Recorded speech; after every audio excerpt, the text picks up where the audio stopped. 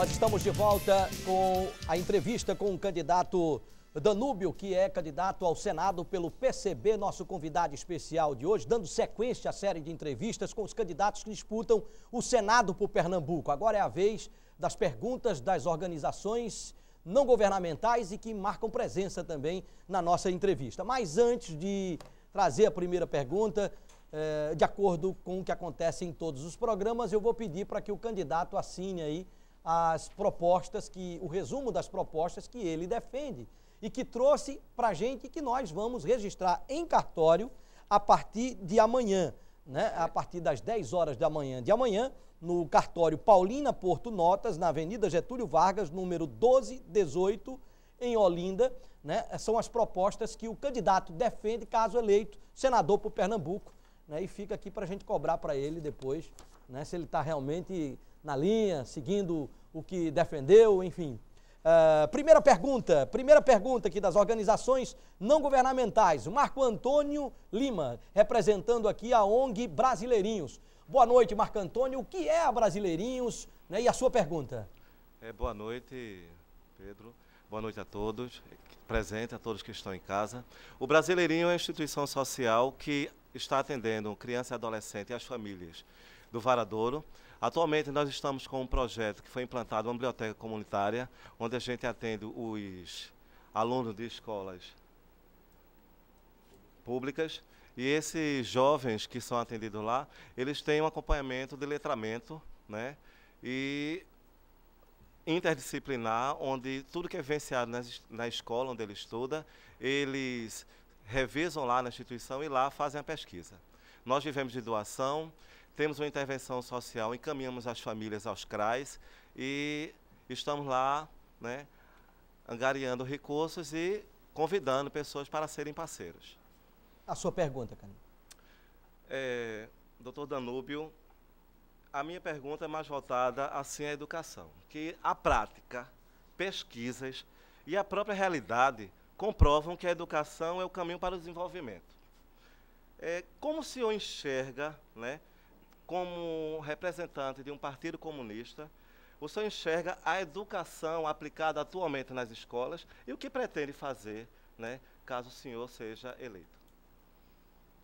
É bem verdade que a função do parlamentar, do senador, não é executiva. Existem planos de educação no Brasil da maior importância que nunca deram importância. Eu diria, nunca deram e põe uma vírgula, porque no governo João Goulart havia um cidadão que morreu num acidente de elevador trágico, que há dúvidas até que ele tenha morrido por consequência natural de o elevador abrir a porta e ele cair no fosso do elevador. E há uma outra história de que isso não aconteceu. Propositalmente ou acidentalmente fizeram com que ele caísse ali. Não é? Isso é histórico. Eu peço mais uma vez, se tiver algum estudante do direito aí da Universidade Maurício Nassau, que atentem para essas notas, porque foi um dos homens mais notáveis da educação brasileira, especialmente as escolas, os educandários gratuitos. E nós temos um elemento extraordinário, o homem que criou os CIEPs, esse senador do Rio de Janeiro, notável, né, que lutou, até fez poesia na hora da morte, e é um homem que foi voltado para a educação até a partir do momento que ele começa a analisar os índios brasileiros, a educação dos índios, a relação dos índios com o grupo dos Vilas Boas, de modo que nós temos esses projetos, sim, de educação, até nacional. Não precisa vir com projetos novos. essenciais que existem na China, por exemplo, não é? E em Cuba. Quem quiser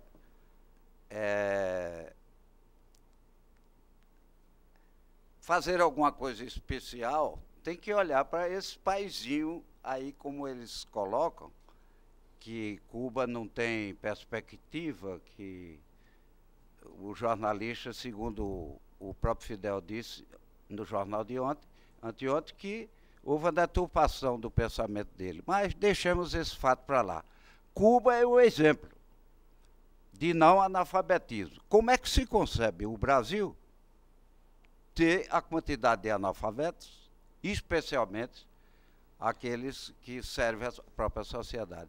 De forma que eu peço que você verifique direitinho que nós temos como educar o nosso povo, mas fica a critério dos executivos e não do legislativo. Vamos a mais uma participação de mais uma organização social, é Leandro da Silva Tavares, representante aqui da Creche Santana. Pode falar, Leandro, boa noite. O que é a creche, onde ela está localizada, o que ela atua e a sua pergunta? Ok, boa noite a todos e a todas, boa noite, Pedro. Falar da Creche Santa Ana, que vem desenvolvendo um trabalho com crianças, adolescentes e jovens no bairro de Ouro Preto há 29 anos. Essas crianças e adolescentes que se encontram em situação de vulnerabilidade social é o público atual da creche. A creche está localizada em Ouro Preto, como já falei, e atende cerca de 50 famílias e aproximadamente 150 crianças e adolescentes. A sua pergunta agora. A minha pergunta, boa noite, candidato. Boa noite. Pernambuco, atualmente, num estudo realizado pelo Laboratório de Análise de Violência da UERJ, da Universidade Estadual do Rio de Janeiro, tem 3 municípios com alto índice, né, de homicídios na adolescência, o IHA. E aí, como é que o senhor vê essa questão do homicídio na adolescência e, como o senhor já falou, que não é executivo, mas como é que o senhor pensa em contribuir lá no Senado, caso eleito, para minimizar esses índices ou até erradicar esses índices? Aqui já me chamaram de doutor 2 vezes. Eu vou pedir permissão, vou fazer uma ratificação nesse termo. Eu não sou doutor, não consegui ser doutor, inclusive aqui em Olinda, né? Primeiro, quando eu entrei na faculdade, já foi com um mandato de segurança, porque caçaram logo a minha matrícula. Isso eu tive que levar para o Supremo Tribunal Federal para não me tornar doutor. E para me tornar doutor. E no final eu cheguei à conclusão que não dava mais para ser doutor. Eu ia cuidar da minha esposa e dos meus filhos, não é? De modo que eu agradeço a honorabilidade do termo, mas o problema de creche no Brasil se tornou uma constante e um desvirtuamento total do que significa o assistencialismo às crianças, que um país que não cuida das suas crianças, não educa as suas crianças, não faz o aleitamento materno, é um país fadado à sua falência.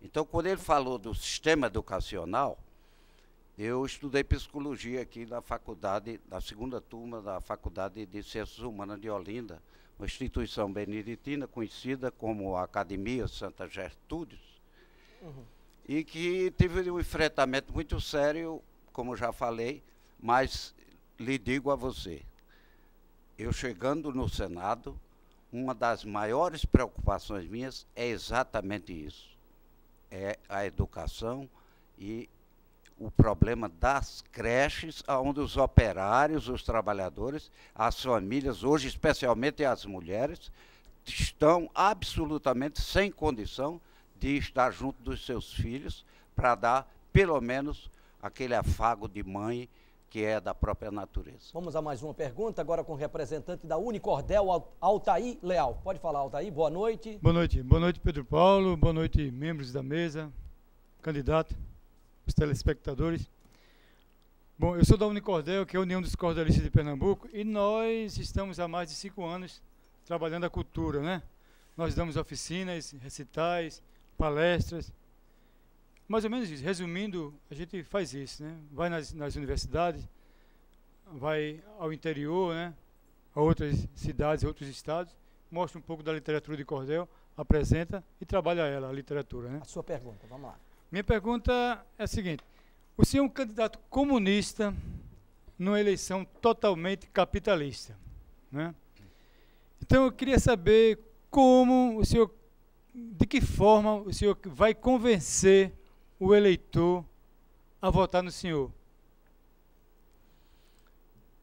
O convencimento de eleitor é um problema muito sério. E como eu falei, como estudante de psicologia, eu diria até que ainda sou estudante de psicologia, porque foi ou não foi, eu começo a olhar nas pessoas, a necessidade que ele tem de transmitir o seu pensamento.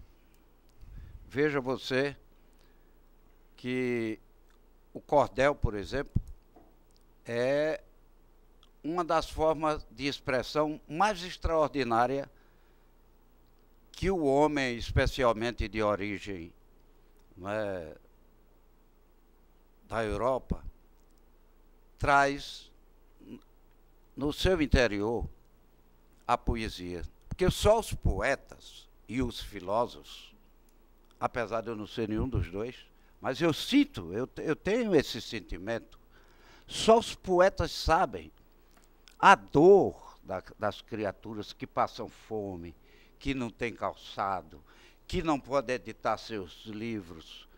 É bom que se diga também que eu já dei uma passada pelo mundo editorial durante um grande tempo, especialmente os anos de chumbo, onde se provocava a nós não trabalharmos, né? Nós saímos para aventurar um trabalho. E eu tive a oportunidade de trabalhar com grandes editoras, como a Editorial Labo do Brasil, que era uma indústria espanhola, de Barcelona, e Editorial W.M. Jackson Corporation, norte-americana, não é? Para variar, e outras, Zé Olímpio, enfim, e se percebe que eu gostaria que você colocasse a pergunta bastante incisiva. Eu achei que